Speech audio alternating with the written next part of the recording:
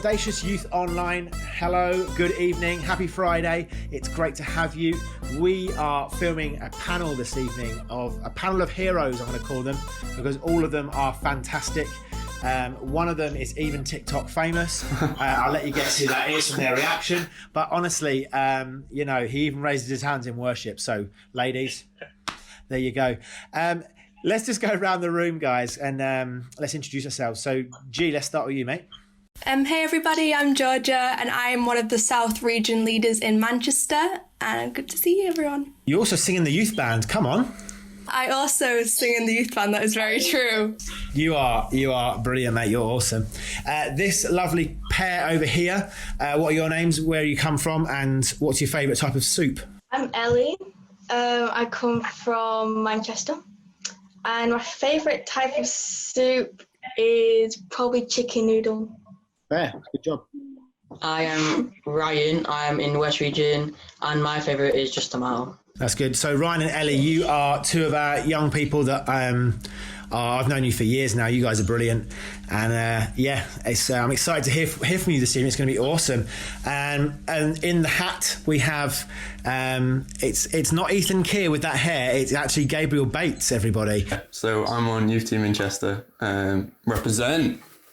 They are all the chat. I can imagine now in my mind's eye, just see the YouTube chat on the side, just being like mostly Abby, just shouting Chester, and then getting automatically banned by the chat bot. And then it is our great pleasure also to have Pastor Gary Garcia all the way. He's flown all the way to his own living room and then used the internet to speak to us on Zoom from Southern California.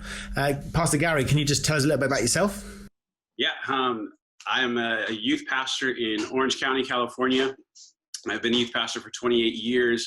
The last 2 years, I've also been leading our church as well. And so lots of things to keep busy, and working with our students, working with youth pastors here in Orange County and California, and different youth groups. So yeah, youth ministry is my calling, my heart, my soul. I love it. It's awesome. And how's the weather out in Orange County at the moment? It's not bad. It's sunny. It's warm. What a surprise. What a surprise. Do you know what I have to say? When we're filming this, it's been glorious sunshine today. I've been in my pool in the garden. It's absolutely freezing, but you get in there, you get freezing, you come out, you get warm, and then repeat. But it's been awesome. Nice. And so this panel is part of our series that we're currently in called Legacy. The whole thing of Legacy is it's kind of a big question, and I'm not apologising for the size of the question, but actually, what do you want your legacy to be? Regardless of how your legacy the legacy you've received, whether that's good, bad, or indifferent, you can create your own legacy, and Jesus has a legacy for you, and we get to live in Jesus's legacy because he died on the cross, and then we get to live in that. So this conversation is going to be based around legacy, and then at the end the third question is going to be kind of pointed at a certain area, which is cool. So I'm going to kind of go around the room, and I'm going to ask each of you, like, the first question is what legacy is your life a result of? So almost the question being like, why do you find yourself on a Zoom call for a youth thing that's going to happen and go out on the internet? Whoever's going to watch it is going to watch it. How do you find yourself here? And we're going to start with Represent Chester with his Hawaiian shirt on down there. I think growing up, it was really, I grew up in church with family. So for me, like, the people who legacy I lived with was my granddad and my mum. So whenever I had like a question or something I was really struggling with, I asked them, and then they would be able to sort of strengthen me in that. Especially with like my granddad, because he's old. So when you ask them something, it's like you don't get something that they might have just learned or just quickly picked up on. They've had to like live through it and like put it into practice as well. But then I think in my life, especially recently, I think Lee, Sam Crick and Isaac, they pushed me into like creative and stuff for playing guitar. So I think I have them to thank as well for pushing me in that way. Great, mate. I'm loving the fact that when I've been doing these panels, that family is a really big kind of key indicator for those things, and I think that's really great. It's awesome. So, Pastor Gary, how about yourself? I would say for me, it's so much built around the legacy of reaching young people and all of those things. But so much of that is from kind of living in God's plan for my life and figuring that out. Because for a lot of years, especially as a teenager and going into college, my whole plan was really two things. I was going to be a policeman or a fireman, and I'd taken actual classes for both and was on the route, was actually applied for a job and was almost through the process of joining law enforcement here in California, when I really felt and understood God's call and God's plan. And his plan and his legacy for my life was totally different from my own. And so it was really so much of what I am now is because I was able to listen and obey God's plan for my life. My legacy reflects that for sure. Awesome. I think with that, Gary, was it like a voice booming, or was it like a feeling, or how did you kind of? Because you sound like you were fairly far down the line of becoming a police officer, and that sounds quite a big kind of a 180 turn kind of thing. Yeah, for me, I was already helping out in the youth ministry and just kind of serving as a youth leader, and took some students to camp. And the next day I was supposed to drive down from camp for the day because I had my final test to go into the law enforcement, and just had to pass that, and I was in. That was a Saturday. Friday night, we just had this great camp night, response, worship, all of those things. And I was walking forward to pray for our students. And for me, it was a bit, mostly what I was feeling inside, but almost just close as I could to audibly hearing God's voice of him just saying, this is what I have for you. This is what you're supposed to do for the rest of your life. And it was just like it clicked in that moment. I just knew this was it. It was young people, it was students, it was being a youth pastor. That's what he was leading me to. And it really was. It was like a moment right there. And then that happened. And I stopped. I didn't even go down the hill the next day. I stayed at the camp, and I just knew this is what God's plan is for me. That's awesome. I love that because you had a plan set out for your life, and then in a moment you kind of like this light bulb switches on. So if anyone's watching out there at the moment that don't know what you should be doing in the future, that is okay. You don't have to know yet. If God has got a plan for you, and he'll let you know what that is. So yeah, just want to encourage you if you're worrying about, when we're talking about legacy, it sounds like I'm being a careers advisor. I'm really not trying to be a careers advisor. I'm trying to be someone we want to try and inspire you into having a story like Gary's just talked about, really. Ellie and Ryan, let's go with Ellie first, ladies first. What legacy is your life a result of, mate? Well, when I was younger, we went to a Catholic church, and I always went to church, but I never knew who God was, and I never had a relationship with him. I was sort of there because I had to be there. And then we stopped going for a while, and that's when we found Audacious. And then once I started going there, the kids team really sold into me. And that's when I started knowing who he was and knowing the plans that he had for my life. And then I went into high school and I started Audacious Youth. And then a lot of the leaders there as well at youth have just had such a big impact on my life and have helped me to realise what's true and what's real in my life. And that's how I'm looking at them and looking up to them as role models. That's how I started to learn different things about the Bible and what God says about me. And that's just sort of how I got to church and how I've just become so close with God because of different people at church. That's good, mate. I've got to, you don't know I say this about you, but behind your back, I definitely tell people that you're my youth pastor. I'm like, you're so good, you're my youth pastor, but don't tell anyone, because otherwise, I get paid to do this. Like, don't. Anyway, Ryan. Same as Ellie. When I was younger, we were sort of made to go to church on a Sunday, to a Catholic one, by school, and if our parents didn't take us, then they'd get in trouble by the school and the council. And then into the sort of later stages of primary school, we started going Audacious.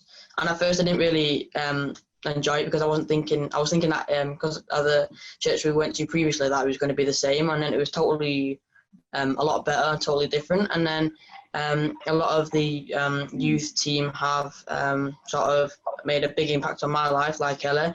And recently I've started doing a call every week with Ethan, and that sort of really got me a lot closer to God and a lot closer to the Bible. And I think it really helps me. So. That's awesome. Ethan's your life group leader, right? Yes. Sweet. Love that. Love that. Miss Georgia Barrett, or G Woo for those who know her K-pop career. Just Google G Woo, you'll be fine. G, tell me a little bit about what legacy you're living in from. Oh, yeah, for sure. It's definitely a big question. I think without going too far back, it's definitely where I am now is definitely because of my mum and dad. My mum is a first generation Christian. She became a Christian at the age of 16, and my dad's always grown up in church because his parents were also pastors. And before I was born, they've been told me that they made the decision that going to church would be something that we did as a family. So similar to people here, I've grown up like in church my whole life, going every Sunday. Even when sometimes I didn't want to go, I always went anyway, that sort of thing. And I think it's one of those things of, it's really hard to grow up in church, and it can be sometimes really difficult in comparison to going to church one time and becoming Christian, because you become familiar easily and you kind of see everything for yourself. You see people lifting their hands, you see people praying, and you kind of copy, but you don't really know what it means. So I think as I grew and as I began to be more curious, I began to ask more questions, and I think because of my mum and dad and because of their decision to keep bringing me to church and to stay, and for me watching them stay faithful to what they're doing, that's kind of the why I'm here today, and that's the way I am. It's just by learning, observing, and like growing in my own relationship at the age of 11. That's kind of where everything started. That's awesome. Yeah. That's awesome. I was Karis and I were talking about this the other week, and we realised that she's, I think, third generation pastor's kid or pastor now, and I think I'm third or fourth. So it's kind of like a crazy, like a crazy legacy thing as well. You're like, oh, okay, cool. This is kind of in, it's part of who we are. Now, I'm not going to apologise for the size of this next question, I guess. But and again, we're not talking careers advice. You don't have to tell me like I'm going to do this and then this and then this. But what do you want your legacy to be? I sort of want as I grow older, I sort of want to become a leader, like a youth leader, like just someone who people can look up to, someone who people can trust, and people who can. I want people to be able to come to me for if they want to ask me anything, or if they want anything doing. I don't want to be sort of a person who people think of negatively or badly or anything like that. And yeah, that's sort of just it. It's great, mate. That's good. Ellie, as you're in the same shot. I think I want it to be something that's like inspirational to young people. That I want them to know that they're never too young to do anything. And there's a verse in the Bible, I think it's 1 Timothy 4:12, and it says something like, don't let anyone despise you because you're young, but be an example to all believers. And I just love that verse, because we can, as a generation, we can impact the people that are older than us. But we always think, I think, that we look up to the older ones, and that's true, but they can also look up to us. And I think it's really important to remember that, especially going through high school, we can do anything that we set our mind to, because it's so easy to fall into the trap of letting fear take over and the lies of the enemy, and we can be so easily manipulated. But I think if we remember that age doesn't matter, that actually with God we can do anything. And I think I want to sort of leave that legacy that it's just the next generation. We're the next generation. So just stand out and be bold. That's great. Yeah. That's good, mate. My youth pastor, everybody. Pastor Gary, I guess, what would you're now obviously leading a church and still overseeing the youth ministry. So in whatever context you want to speak into, what do you want your legacy to be? I think for me, it's always been wanting to be remembered as someone that loved Jesus, but also someone that to reach every young person that crossed his path, no matter where I'm at or what I'm doing. When the church asked me to be the lead pastor, I said I would do it, but I also told them the only way that I can do this is if I can still lead the youth ministry and work with the youth ministry for the AG, because my calling hasn't changed. I do feel like God was leading me to lead the church at the moment, but my calling was the same. My calling stayed the same. My calling was to reach young people for Jesus. And I hope that when people look back at my life, they don't remember, some of the things that I did or said or anything. They just remembered that I had a heart for Jesus and a heart to see young people love Jesus. Great. I echo that. Like, it's funny when you, like, we when we talk, we've both been youth pastors or involved in youth ministry for a number of years, more than 3 and less than 1 million. And I think it's like, it's almost like an innate thing, isn't it? You want young people just to get the call of God in their life and then run after it and chase after it. It's for sure. Ji-Woo. It was funny when I was thinking about this question. I was mulling it over for ages because I thought, like, big question, big answer. I've got to do really like extravagant answers for this question. But I was thinking, because I'm kind of at the stage in my life where I'm taking things a year at a time, and I'm not entirely sure what I want to do with my life. So I think what the kind of the legacy that I want to leave behind when I was thinking about it is that being unashamed of my faith, kind of being the person that was not afraid to take big God risks. I think that's the kind of legacy I want to leave behind, where people can see me and be like, oh, she wasn't afraid to go after that call, or she wasn't afraid to take those opportunities and to go where God led her. Because sometimes I felt like in the past I felt afraid of certain things, like when God's asked me to do something, but like I'm growing into it now, and as I'm growing older, I want to have that kind of legacy of being unafraid and unashamed and taking those risks and making bold decisions for like building the kingdom of God. Brilliant. It's great, mate. And Gabriel.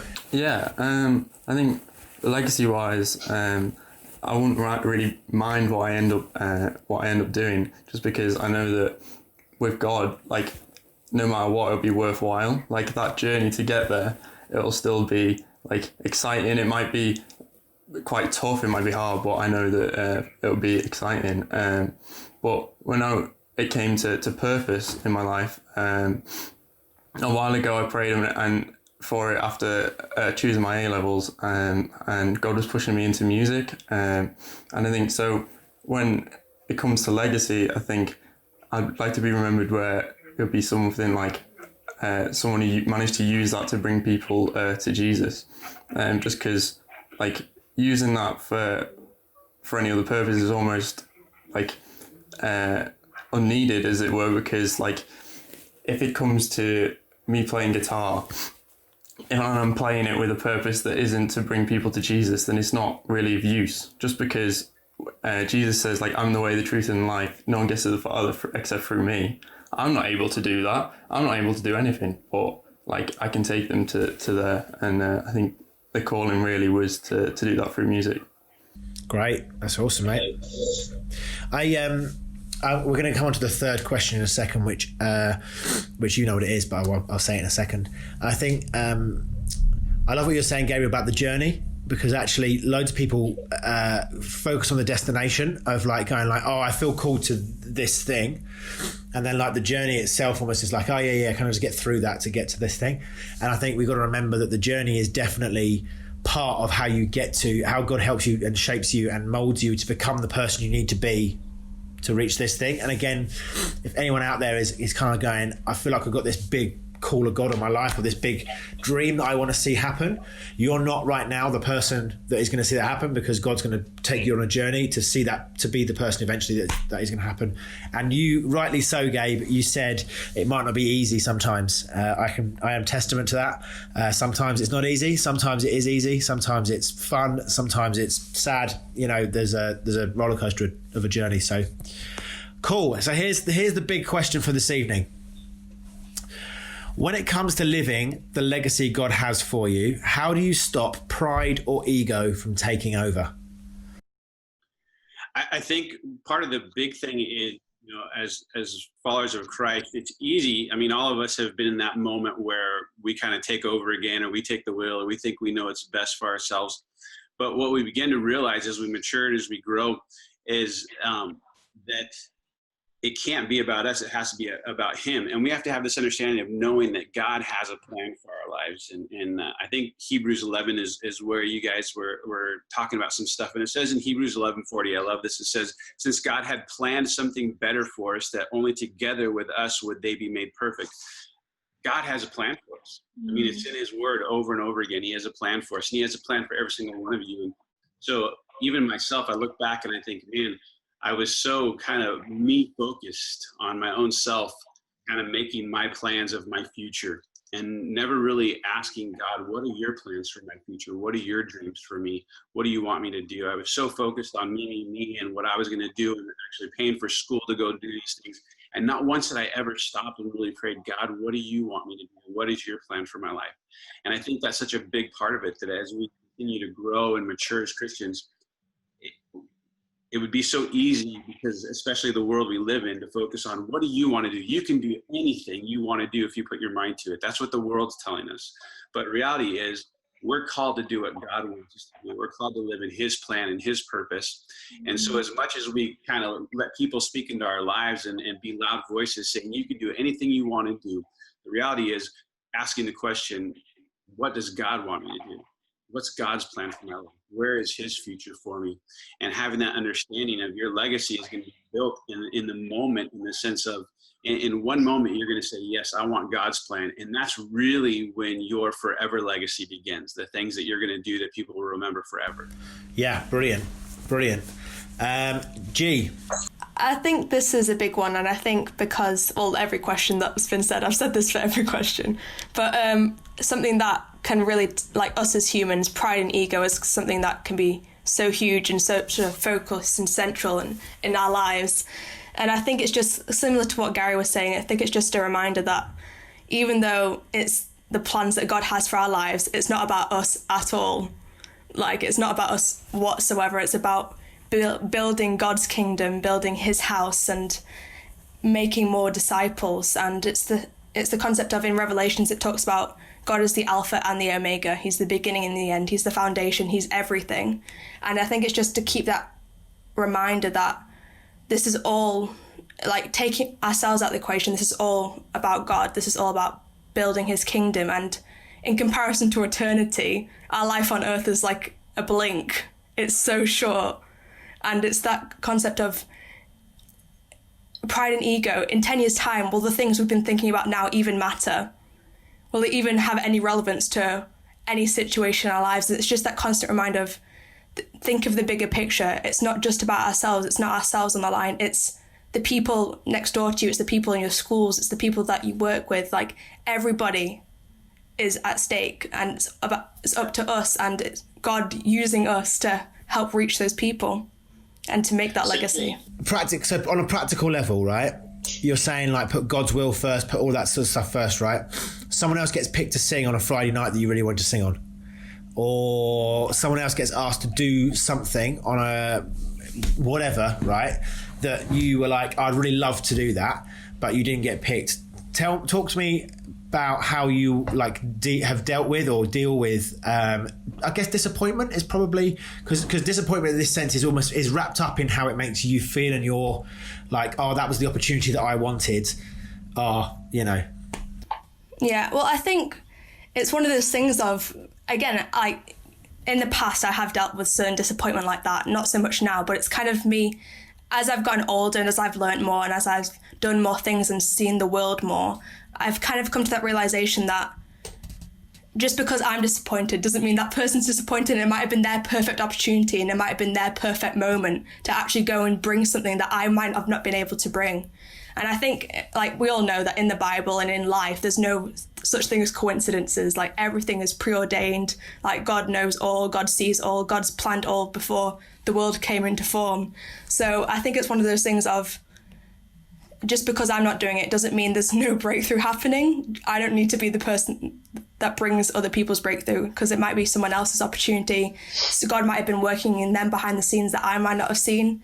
So I think everyone's on their own journey. And just because I feel like my journey's been taken back or stopped, which it hasn't, but some people may feel like that, doesn't mean it has. It means that someone else is taking different routes. And I don't know, it's all different. But I think we shouldn't be disappointed. We should just be grateful that other people get those opportunities, and that we will. It doesn't mean that ours are over. Doesn't mean that our journey's over.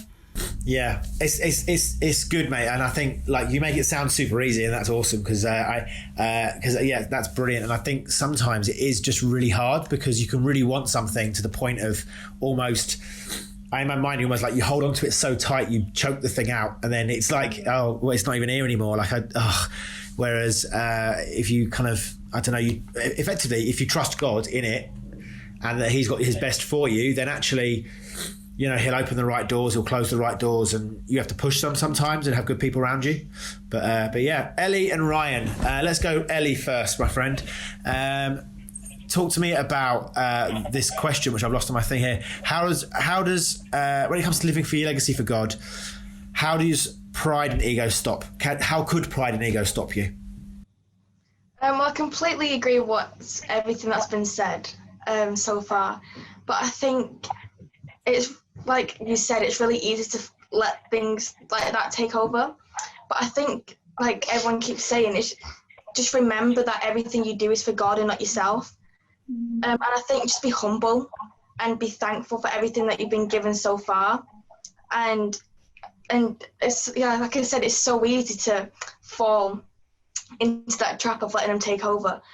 But if you just remember that God is on the throne, He is the, you know, King of Kings and the Lord of Lords, and you know, we're sinners. We don't deserve everything that we have. We don't deserve this grace and this unfailing love that He gives us, but He still gives it us anyway. And just always remember that when you're doing something, because you know, He's the best. He's the ultimate sacrifice that, you know, we could have asked for, and He did that for us. So just remember that, you know, it's not for us, it's all for His glory. And at the end of the day, it's our choice if we're going to get to heaven or not. If, you know, live that life, if you want to go to heaven, you want to, you know, live with God, then go down that route. And then obviously if you don't, then you don't. But just remember that it's all for God. I'm gonna go crazy. I'm gonna go with Gabe and then to Ryan. Oof. I think it's important to have that constant walk with Jesus. I think in Micah, I've got it written down, act justly and to love mercy and walk humbly with your God. And I think that's important because if you're trying to be like God and sort of emulate that like we should, then you're not going to end up with that ego and have that in the way just because, well, Jesus didn't have that Himself.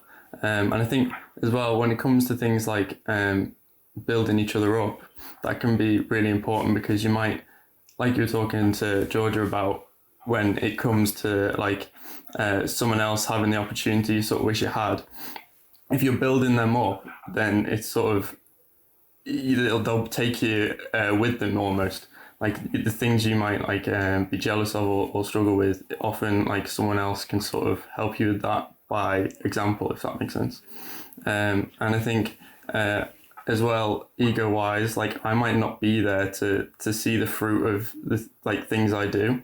Like in Hebrews 11, when it talks about how Abraham is told about how we will have many sons and nation and whatever. And really, he didn't see much of that. He just saw Isaac.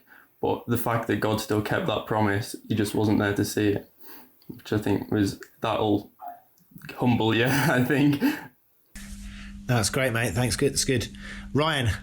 I think we just need to remember that everything we do is for God and not for ourselves. And I picked out a verse which is 10 Corinthians 31, which is, so whether you eat or drink or whatever you do, do it for the glory of God. And I feel like it is so easy to get tempted to do something else or to get drawn away from God. But then you have to remember that everything you do is for God, and that you can't just decide if you're doing it for yourself or not. Like, for instance, like a lot of times in school, I've wanted to do something with some other boys or something, but then you have to remember that's not what God wants. That's not what God wants you to do. And I feel like that's what I think.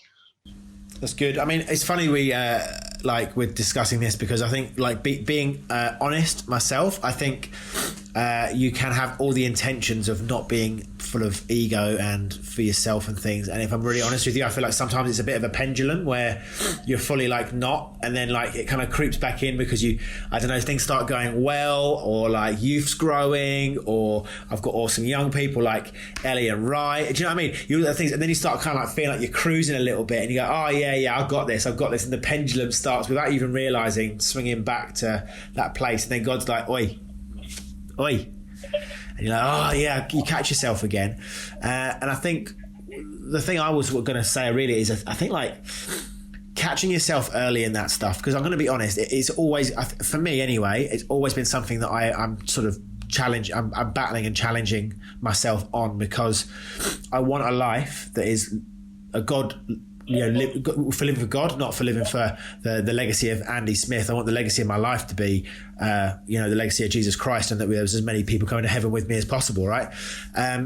But at the same time, it is easy, and it is to just not even realize that you're sliding into that kind of like area of pride or ego, or, you walk into a room and you're like, how many young people have you got? And you're like, oh, 6. Because in my old youth ministry, I used to have a youth ministry of 3 or 4 people. Like the youth team I'm currently so fortunate to be a part of, the youth team is bigger than any youth ministry I'd previously run before. I was on teams of people before that had hundreds of young people, and I'm sitting there going, I've literally got my sister, she'll count, she's 21. I've got 5 young people at the moment, and it's a hard thing because you're battling in your own head, but actually the call of God on your life is there. So Pastor Gary, over the years, mate, you've led a lot of people. You do a lot of internship. Are they called internships or internships at your church? And you also are involved quite heavily in Southern California, kind of in a overarching kind of capacity, right? Is that correct? Yeah. When you're leading people and young leaders, can you tell me about, if it's okay anyway, you tell me about some signs that you would see that someone is like leading out of a place of ego and not out of a place of humility and doing things for the glory of Jesus? Yeah, I mean, I can remember one time just in particular where a young pastor, and he was only 19 at the time, got his first job in youth ministry. And right now, more than any other time that I've been doing ministry, we have kind of quote unquote celebrity pastors. And so, from Judah Smith to, all these different guys that are out there. And this young pastor was really focused on that, and really focused on, I want to be the next big thing. I want to be the next guy. I want to be the next, youth pastor that everybody's quoting, or all of those things. And I really had to pull him aside and just say, what do you want to be remembered for? And what do you want your legacy to look like? Because right now, the way you're going at this, you're really disrupting your legacy, because you're not focusing on what God's calling you to do. You're focusing beyond what God's calling you to do. And so I think we have to remind people to really stay focused on what God's calling, what he wants you to do. And I encourage young people all the time, because I think young people kind of live lives sometimes, especially when you're 13 to 17, around that age, you're just thinking, I'm just a teenager, I'm just a kid. What I do now is not gonna have any big deal. I'll take care of it later. I'll fix it later. I'll live for God later, whatever it might be.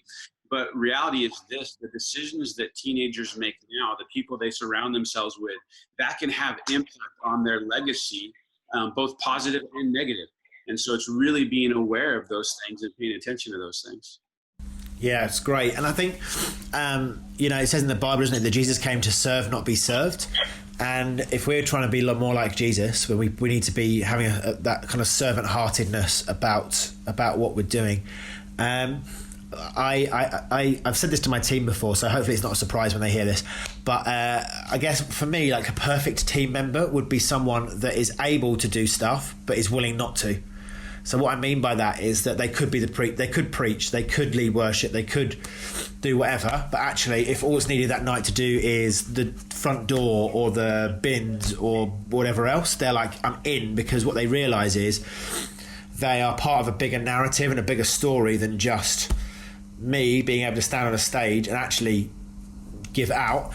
Your ability to give out is just as strong on the front door, welcoming young people in. You don't know what day they've had, you don't know what week they've had, you don't know what school was like that week.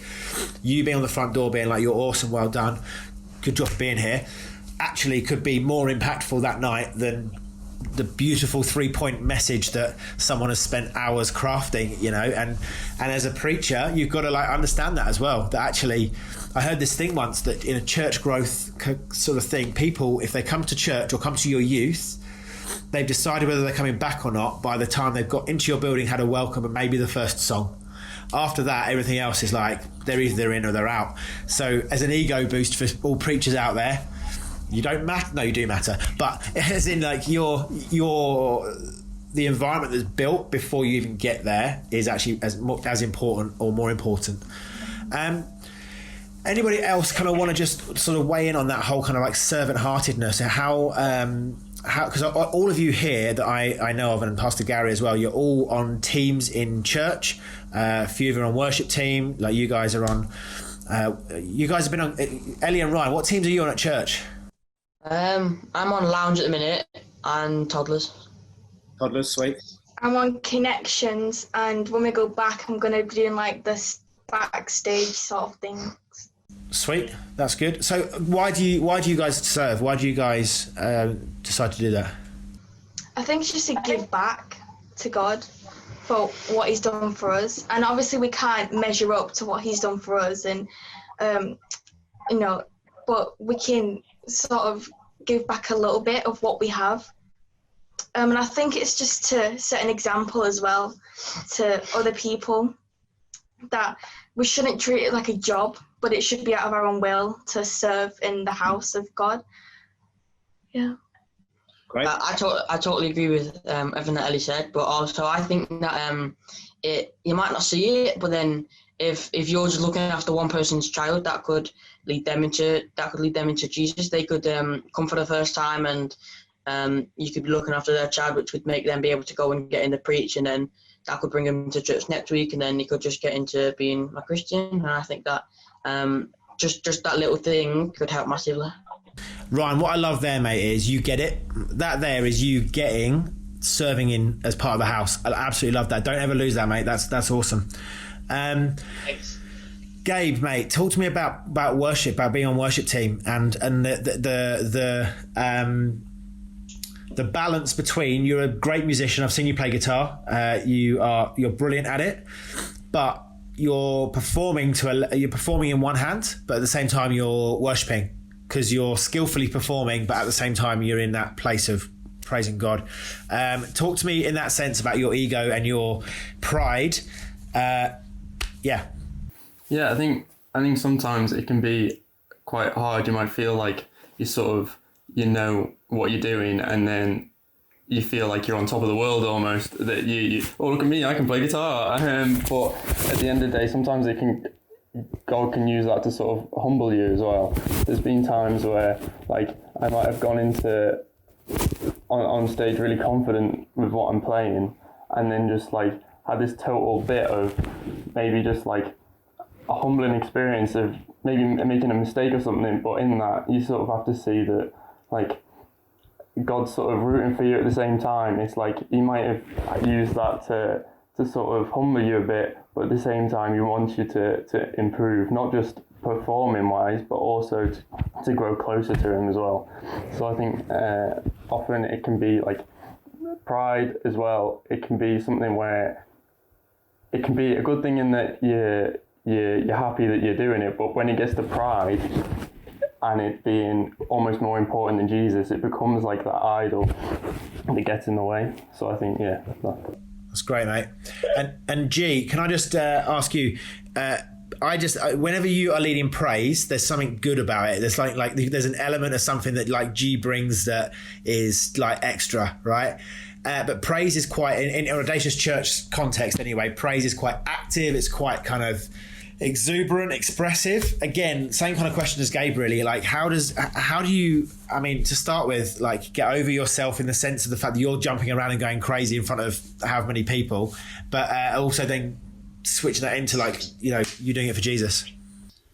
Yeah, I think at first, like, in terms of just praise and worship, I remember the first time I led years ago, I think I hit a bum note in one song, and like that was the only thing I could remember through the whole like the whole songs I did, and I came off stage and I was crying. I was like, it was terrible. It's ruined. I've ruined everything. I've ruined everybody's night. And then I'd ask people about it, and they were like, what note are you talking about? Like, I didn't even hear anything. And it was kind of one of those things that I grew to learn, is that I think the reason I'm so confident on stage, like especially in praise, is because I've got nothing to lose, because it's not about me in the first place.